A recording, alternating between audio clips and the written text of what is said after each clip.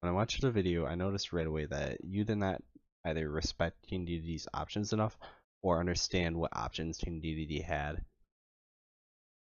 Oftentimes you would get hit because you were not in a proper spacing to react to what your opponent is doing, or you would be too far away to get a proper punish.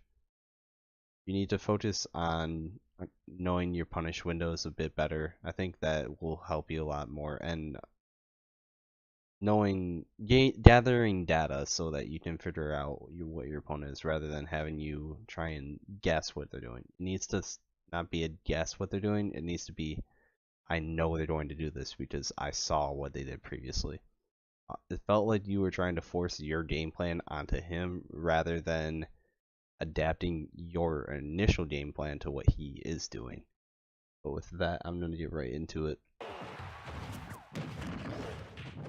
So you weren't in proper spacing to get that back here, but now you gathered the data.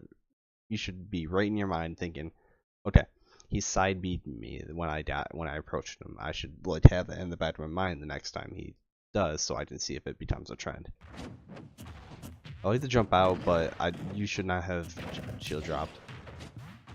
Gotta hold your shield the entire time. Up tilt, you can do 2 up tilts at 0%, or close to 0%, I believe, as against fast fallers. I would have liked to see that. He covered the spot dodge, and you assumed he was going to roll rather than react to the spot dodge. That roll really didn't serve any purpose because it was essentially a panicked autopilot roll. Team Dedede doesn't have that great of burst options unless he goes for a dash attack, which is super unsafe on shield, which he's not going to do. Ooh. Yeah, forward smash, although it's slow, doesn't have a lot of end lag, so even if you got the shield, you would have had to have been very quick on getting the punish. I would have preferred you just either gone for the back air if you were in a proper spacing, or since you weren't in the proper spacing, recognize that and not try and force a punish on it.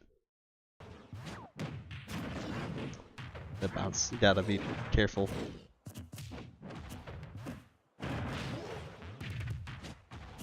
Ooh.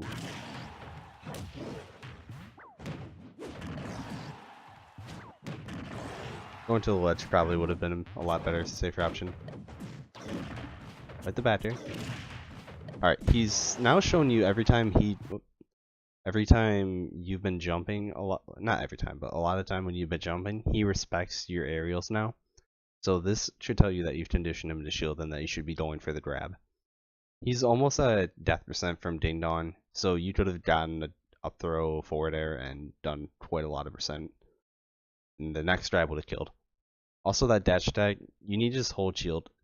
It's super unsafe on shield, so again, that would have been a free grab and you would have got percent. React more to what your opponent's doing. This is unfortunate, he got the lucky RNG.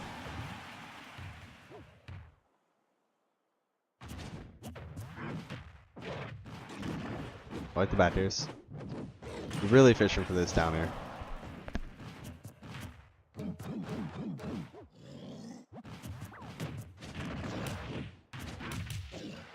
So Gordos have 3 different type of throws they can do. So the one sends it up at upwards angle and another will send it towards you. You need to focus on reacting to what he is doing, but it bounced by the time you realize, and that roll was just very poor and got you punished for it.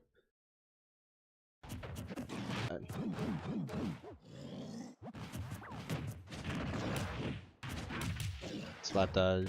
He hasn't shown he's really going for a grab, so I don't really like that spot dodge. That should have been a Cardo up throw.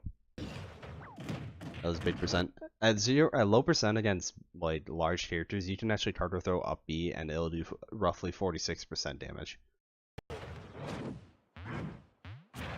Alright, I like that you spaced it well. Would have liked the double jump back air to nair to back air. Good punish though. Ooh, let's cancel that air dodge, you're dead. And the shield break. Yeah, he's dead. He's definitely dead.